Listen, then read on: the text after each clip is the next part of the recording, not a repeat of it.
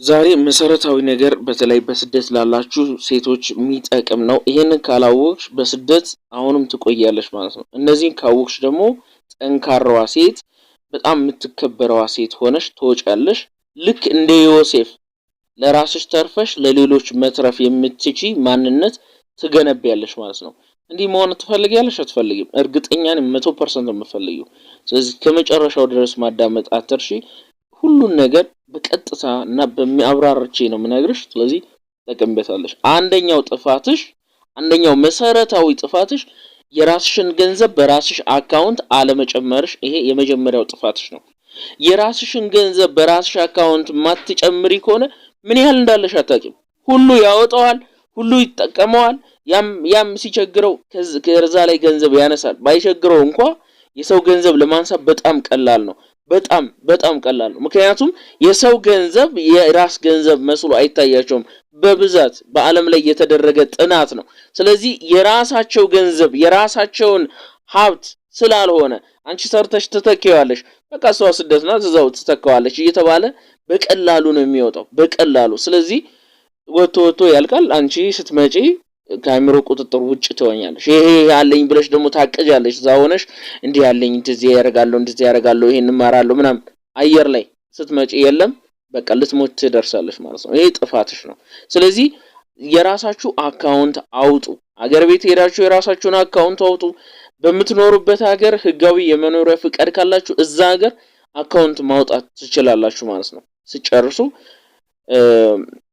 እዛው ሀገር ለመኖር የምትቀጥሉ ከሆነ እንደ ዱባይ እንደ ሌሎች ሀገራት የምትኖሩ ከሆነ እዛው የመኖሪያ ፍቃድ ካላችሁ እዛው ባንክ አካውንት ማውጣት ትችላላችሁ። አለበለዚያ ግን የረፍት ጊዜሽን ተጠቅመሽ 3 ወር 2 ወር አለሽ፣ እሱን ተጠቅመሽ መተሽ ወይንም ሀገር ቤት ገብተሽ የባንክ አካውንት አውጥተሽ ይሄንን የህይወትሽን በቃ ማነቆ የሆነ ህይወትሽን ግራም ያጋባ ይሄ ከሌለሽ በራስሽ ማትጂ ከሆነ ገንዘብሽን አንቺ በራስሽ ላለመያዝ ገንዘብሽን ምንድነው የሚያንስሽ?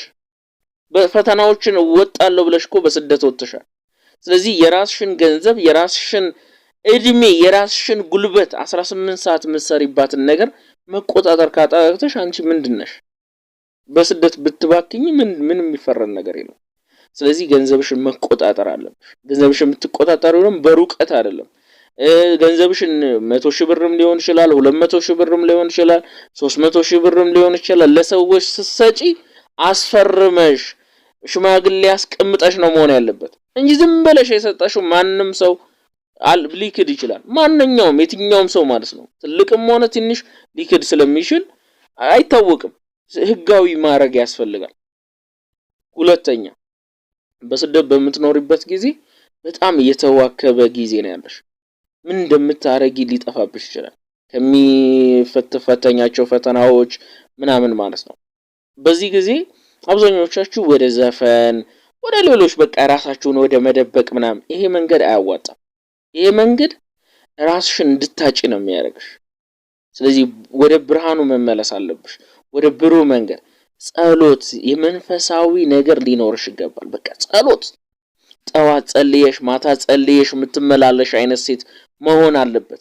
ጸሎት ስታደርጊ እግዚአብሔር ጎዳናዎችን፣ መንገዶችን፣ የህይወት አቅጣጫዎችን በሙሉ ያሳይሻል።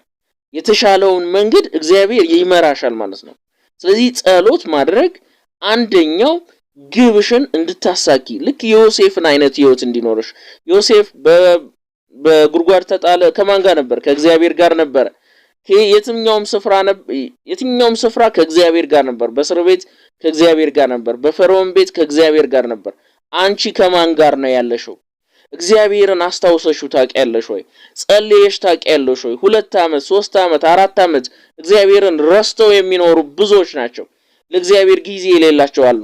ጊዜ ያለሽው ለእግዚአብሔር ነው። ለእግዚአብሔር ጊዜ ካለሽ ህይወትሽን ለእግዚአብሔር አደራ ሰጪዋለሽ፣ እሱም ያከናውናል። በእግዚአብሔር ላይ የሚበላሽ ታሪክ የለም። ለሱ ህይወትሽን ትሰጫለሽ ወይ ነው። እሱ ደግሞ በስግደት በጸሎት የሚመጣ ነገር ነውና ይሄ ህይወት ሊኖርሽ ይገባል። ሌላኛው ህይወትሽን የሚያበላሸው ነገር ለሁሉ እተርፋለሁ የሚለው ባህሪሽ ነው። ይሄን ባህሪሽን ስትፈልጊ አውጪ፣ ቆርጠሽ አውጪ ማለት ነው። አይጠቅምሽም ይሄ ባህሪ። ለሁሉ መትረፍ አትችይም። ሁሉንም ማስደሰት አትችይም። ሁሉም የራሱ ፍላጎት አለው። አንቺ ራሱ እኮ የራስሽ ፍላጎት አለሽ ደብቀሽ ነው እንጂ ማለት ነው። እና በቃ ለሁሉም መድረስ ለወንድሜ ለአጎቴ ልጆች እንዳለ ለሁሉም መድረስ አልችልም ማለት አለብሽ። አትችይም። በዛ ላይ የሚከፈልሽ ገንዘብ እንደዛ ልታደርግላችሁ አትችይም። ውጭ ሀገር አሜሪካን ሀገር ለንደን ዩሮፕ የሚኖሩ ሰዎች ዲያስፖራዎች እንኳን ያንን አያደርጉም። አንቺ ምን ቤት ነሽ? ስነ ስርዓት ለምን አይኖርሽም? ህይወትሽን በማባከን በኋላ እግዚአብሔርን ወደ ማማረር እንደሚቀየር አታውቂም? ማስተዋል ጠፍቶ ነው እንጂ እሱ ከማለት እንደምትደርሽ አታውቂም? ስለዚህ ምን ያስፈልግሻል? የተወሰኑ ሰዎችን ሴሌክት ማድረግ። በምንድነው ሴሌክት የምታረጋቸው? የምትመርጫቸው በምንድነው? እድሜያቸው ይሄደ። ለምሳሌ እናትና አባትሽ እድሜያቸው ይሄዳል። አቅም በፊት ሲያርሱ ሲያበሉሽ ነበር፣ አሁን ግን አይችሉም። እነሱን መርዳት ትችያለሽ። ለነፍስሽም ጥሩ ነው። አቅም ያላቸው ጉልበት ያላቸው ምናምን ደግሞ እንዳንቺ ሲፈልጉ ስደት መጥተው መስራት ይችላሉ። ሲፈልጉ ሀገር ቤት ስራ መስራት ይችላሉ። ቁጭ ብለው የወጣት ጡረተኛ እናንተ ያደረጋቸዋቸው ወጣቶች ሲለኩ በጣም ነው የሚያስደነግጠው። እናንተ ገንዘብ ችግር የለውም እያላችሁ ተጣላችሁ፣ እነሱ ወንዶች ሆነው ይቅማሉ፣ በጣም ብዙ ነገር ያደርጉበታል። ሴቶች ሆነው እንደፈለጉ ይዝናናሉ። አንቺ እዚህ ስደት ምን እንደምትሰሪ አንቺ ነው የምታውቂው። ስለዚህ አይ ስሩ፣ ጠንክሩ፣ እኔም ጨክኜ ወጥቼ ነው እናንተም ስሩ፣ ጠንካራ ሆኖ ብለሽ ማጠንከረሽ ሰው እንዲሆኑ ማድረግ ያንቺ ኃላፊነት ነው። ቆራጥ ሴት ስትሆኚ ደግሞ እውነቴን ነው የምልሽ፣ ቆራጥ ሴት ስትሆኚ በጣም ነው የምትከበሪው። በጣም ልክ እኮ ነሽ።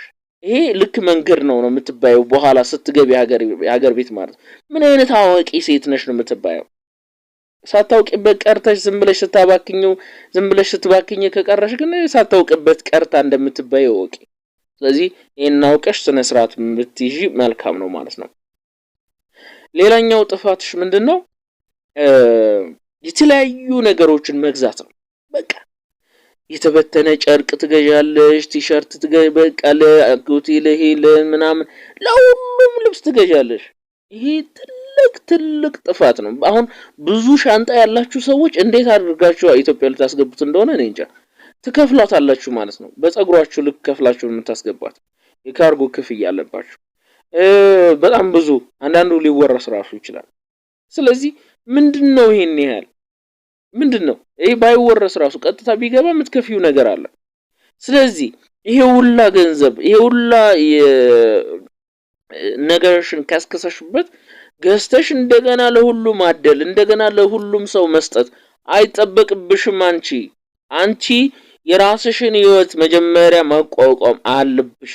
ይሄንን ምንም ሳይታለም የተፈታ ነው። ስለዚህ ይሄንን ማድረግ ይኖርብሻል። ስለዚህ እነዚህን መሰረታዊ ነገሮችን መቀየር ይኖርብሻል። ለሁሉም መድረሳችሁም ለሁሉም እየሰጠሽ ልብስ መስጠታችሁም። ስለዚህ መግዛት እንኳን ከፈለግሽ ለእናትና አባትሽ እዛው ሀገር ቤት አለልሽ። በጣም ስታንዳርድ የሆነ ልብስ አለልሽ። መግዛት ከፈለግሽ በቃ እዛው መግዛት ትችያለሽ። ወደ ራስሽ አተኩሪ። ራሷ ላይ ያልሰራች ሴት፣ ራሷን ያልገነባች ሴት አሁን ስደት እንድትወጪ ካደረገሽ ችግርና መከራ በላይ ብቻሽን ነው የምትሸከሚው። በኋላ ለራስሽ መሆን ነው የሚያቅትሽ። ስለዚህ እዚህ ጋር ማስተካከል ያስፈልጋል። ሌላኛው ጥፋት ምንድነው? ሌላኛው ጥፋትሽ የሚታየው ምንድነው? ሀገር ቤት ሲሄዱ ገንዘብ መበተን። በቃ ልክ ወርቅ ስታፈስ የነበረች ሴት መምሰል የለብሽም። እንደዛ ለሁሉ ገንዘብ ሰጥተሽ ማስደሰት፣ ይሄንን ባህሪ ከውስጥሽ ማጥፋት አለብሽ። እንደዚህ አይነት ነገር የለም። ለሁሉም ገንዘብ እየሰጡ ማስደሰታችሁም ሰው የሚደሰትበት ምክንያት አለ፣ የማይደሰትበት ምክንያት አለ። ሁሉንም ማስደሰት የለብሽ። አገር ቤት ስትሄጂ ዘመዶችሽን ሁሉ መዞርና ሰላም ማለት ይሄው መጥቻለሁ ማለት ይጠበቅብሻል። እግርና እጅሽን ይዘሽ ራሱ ሰላም ማለት ትችያለሽ። ስለዚህ ገንዘብሽን ያዢው፣ ልብ ይኖርሽ፣ ከልብሽ ሁኚ። ገንዘብ ሲወጣ ስር የለውም፣ አይመለስም፣ እንዳለ ነው የሚወጣው። በአግባቡ ኑሪበት፣ በአግባቡ። ሌላኛው ሀገር ቤት በሰው ስም ቤት ምገዙ ምናምን ሴቶች ማለት ነው። ራስሽ ሄደሽ አገዥም እንዴ? ትችያለሽ እኮ ራስሽ ሄደሽ መሬት ገዝተሽ ከዛም በኋላ ቤት ሰርተሽ እዛ ላይ አከራይተሽ ክራዩ ቀጥታ ወደ ባንክሽ እንዲገባ ማድረግ ትችያለሽ። በቃ አለቀ። ጠንካራ ንቃ ያለሽ ሴት ካልሆንሽ ስደት ባትወጪ ይመከራል። አለበለዚያ ለሰው ዝም ብለሽ ኖራሽ አኗሯሽ ትሞቻታለሽ። ስለዚህ ስነ ስርዓት መያዝና አደም መያዝ ይጠበቅብሻል ማለት ነው። ጠንካራ ሴት ስትሆኚ ደግሞ ይሄ አሁን ይሄንን የሚሰሙ የእናንተን ገንዘብ የሚጠቀሙ ሰዎች እኔ ላይ በጣም ሊናደዱ ይችላሉ፣ ሊበሳጩ ይችላሉ። ለምን እውነቱን ይነግራቸዋል? ምን አገባው ሊለው ይችላሉ። እግዚአብሔር ነው እንደዛ ያንን ኃይል የሚሰጠኝ ማለት ነው። እግዚአብሔር ደስ ስለሚለው የሰው ሕይወት ደግሞ ሲበላሽ የሚናገር ሰው፣ የሚመክር ሰው፣ የሚገስጽ ሰው ሲኖር እግዚአብሔር ደስ ይለዋል። እኔ ደግሞ የእግዚአብሔር አገልጋይ ስለሆንኩ ያንን ብቻ ነው የማደርገው። ለእግዚአብሔር ነው የማዳለው ማለት ነው። ለሰውም አላዳላም። ስለዚህ መሰረታዊ ነገር ነው። እነዚህን ነገሮች ካስተካከልሽ ህይወትሽ በስትክክል ነው የሚቀየረው። በስደት ሌላው ራስሽን በምትደብቂባቸው ጊዜ አደገኛ የሆኑ ፈተናዎች ውስጥ እንዳትገቢ መጠንቀቅ ያስፈልጋል። እንኳን አንቺ በስደት ያለሽው ይቅርና በአገሩ የሚየኖር እነዚህ ፈተናዎች ላይ ያመልጥ ይችላል። አንደኛው ምንድነው? መጥፎ ሰዎችን ስድብ፣ ጫወንም የተለያየ ጭንቅላትን የሚነካ ቦታዎች ላይ ማዘውተር ነው። በቃ ራስሽን ለመርሳት ብለሽ ምንም በህይወትሽ ላይ አንዲት ነገር የማይጨምር በስጋዊ ህይወትሽ ላይ ምንም ነገር የማይጨምር ነገር ላይ ረጅም ጊዜ ማውራት በስልክ ምናምን ብዙ ወንዶችን ማውራት፣ እነዚህ ነገሮች በኋላ ለአንድ ወንድ ለመሆን በጣም ችግር ነው የሚሆነብሽ። በጣም እዚህ ላይ ጥንቃቄ ማድረግ ያስፈልጋል። አንድ ልባም ወንድ ካገኘሽ፣ አንድ እግዚአብሔርን የሚፈራ ወንድ ካገኘሽ እሰየው። ካላገኘሽ ለምኝ፣ እግዚአብሔርን ይሰጥሻል። ትዳር ከእግዚአብሔር ነው። በገንዘብ እየሰጠሽ አይደለም ወንድን እንዲያገባሽ የምታደርጊው። ገንዘብ እየደጎምሽው አይደለም ወንድ እንዲያገባሽ ያንቺ አጋር እንዲሆን የምታደርጊው። እግዚአብሔር ራሱ ነው የሚመጣው። ከዛ ደግሞ ስለ ገንዘብሽ አያስብም። መልካም ወንድ ሰው እንድትሆኚ፣ መንፈሳዊ ብርታት እንዲኖርሽ፣ ጠንካራ እንድትሆኚ፣ የተሻለ ደረጃ እንድትቀመጪ የሚያደርግ ነው። እውነተኛው ፍቅር ይሄ ነው። ሌላው ሐሰት ነው። ሌላኛው ጥፋት ምንድነው? አንዳንድ መደበቂያዎች ብለሽ ድንገት የምትሞክራቸው ወንዶችም ሊሆን ይችላል ሴቶችም። አንደኛው ፖርኖግራፊ ነው። ፖርኖግራፊ ወይንም ልቅ የሆነ የወሲብ ግንኙነት ያለው ይዘት ያላቸው ፊልሞችን ማየት ነው። ይሄ ወጣቱን ስሩን ነቅሎ እየጣለ ያለ ነገር ነው። ስሩን ወንድ ከሆነ ወንድነቱን እያጠፋ፣ ሴት ከሆነ ሴትነቷን የሚያጠፋ ነገር ነውና ከዚህ አይነት ሱስ ለመውጣት በስራ መጠመድ አንደኛው ነገር ሲሆን፣ ወደ መንፈሳዊ ህይወት መመለስ፣ እግዚአብሔርን መፍራት፣ ፈተናን መሸሽ የለብሽም ነው። ፈተና መጋፈጥ ነው ያለብሽ። የተለያዩ ነገሮች ሐሳባሉብሽ፣ ቁጭ ብለሽ አስቢያቸው። በቃ ፍቺያቸው። ወደ ኋላ ማፈግፈግ የለም፣ መሸሽ የለም። ስትሸሽ መደበቂያ ትፈልጊያለሽ። ስትደበቂ ደግሞ ኃጢያት ዲያብሎስ ያጠምድሻል ማለት ነው። ሌላኛው በተለያየ ነገር የምትጨነቁ፣ በመንፈስ አሰራር የምትጨነቁ፣ ስግደት፣ ጸሎት ጸልዩ። በተቻላችሁ መጠን ዘመዶቻችሁ፣ ወገኖቻችሁ፣ በዙሪያ ያሉ ሰዎች እንዲጸልዩላችሁ፣ አንዱ ሲጸልይ በጣም ከፍተኛ ኃይል ነው የሚገኘውና እንዲጸልዩላችሁ አድርጉ። እንደ ወንድምነቴ ነው የመከርኩሽ። እየተቆጣው ከፍ ያረኩበት ድምጼን አለ፣ ግን ስለማስብ ነው በጣም ብዙ። ሌላኛው ሳይታወቅ ዝም ብለሽ ገንዘቦችን የምታባክኝባቸው መንገዶች አሉ። ስለዚህ እነዚህ ነገሮች እጅሽን በሰበስቢ መልካም ነው እህቴ። ኑሮሽ እንዲደራጅ የምትፈልጊን ከሆነ፣ ሰው መሆን ከፈለግሽ፣ የተሻለ ደረጃ መድረስ ከፈለግሽ፣ የተሻለ ጥግ መድረስ ከፈለግሽ፣ እባክሽን እነዚህ መስመሮች አይተሽ አስተውለሽ ከዚህ በኋላ ውሳኔዎችሽን ከፍ ብታደርጊ ሌሎች ወንድሞችን ተባርኩ ተሰብሎ የተሻለ ደረጃ ደርሶ ነው ለወንድሞች የተረፈ። አንቺ የተሻለ ደረጃ ሳትደርሺ ነው እያደረግሽ ተቃራኒ ማለት ነው። እንደ ዮሴፍ ሁኚ። ዮሴፍ በረከት ይደርብሽ። እማምላክ ቅድስተ ቅዱሳን ቅድስት ድንግል ማርያም በስደት ያላችሁ እህቶች ልብ እንዲኖራችሁ፣ ገንዘባችሁ፣ ህይወታችሁ፣ እድላችሁ ሁሉ የተባረከ የተቀደሰ ይሆንላችሁ። አመሻሽ እድሜያችሁ የተባረከ ይሆን። የማታ እንጀራ እመቤታችን ቅድስት ድንግል ማርያም ትስጣችሁ።